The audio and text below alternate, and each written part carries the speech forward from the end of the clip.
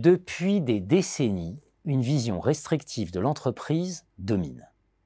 Elle est souvent perçue comme une machine à produire, à réduire les coûts. Inspirée des travaux de Ronald Coase, Williamson, prix Nobel d'économie tous deux, cette approche a conduit à externaliser, délocaliser, maximiser à tout prix, parfois au détriment des droits humains et évidemment de l'environnement.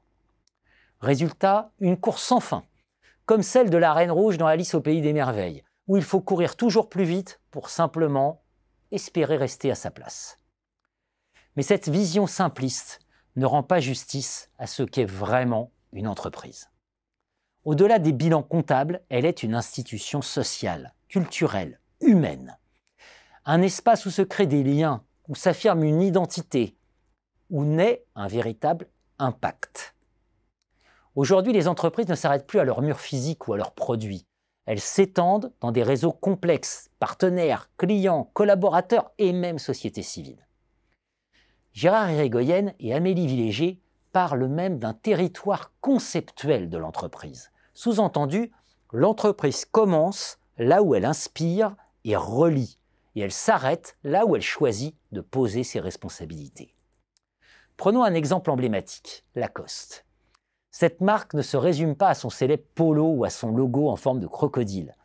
Son véritable succès repose sur sa capacité à incarner un style de vie qui transcende les générations. En investissant dans le sport, dans la durabilité, une image intemporelle, Lacoste connecte des valeurs fortes avec ses clients. Elle ne se contente pas de vendre des vêtements, elle tisse des liens avec des communautés passionnées. Elle inspire la fidélité, elle suscite l'émotion. Pour un dirigeant, cela signifie réorienter l'énergie de l'entreprise. Moins de production effrénée, plus d'écoute, plus de création de liens. Une équipe engagée vaut bien plus qu'un tableau de bord rempli d'indicateurs superficiels.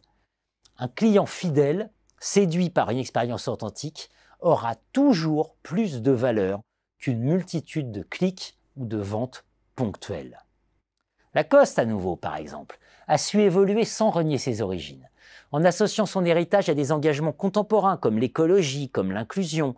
La marque dépasse ainsi la simple production textile. Elle devient une plateforme d'engagement, une plateforme de transformation, capable de parler aux aspirations d'un public mondial, tout en restant fidèle à son ADN. Repenser les limites de l'entreprise, c'est donc accepter de voir plus loin. C'est bâtir des ponts plutôt que construire des murs. C'est cultiver la fidélité et l'engagement plutôt que la simple production. Parce que l'impact de l'entreprise ne se mesure pas uniquement à ses résultats financiers. Il se trouve dans les liens qu'elle tisse et dans l'empreinte durable qu'elle laisse.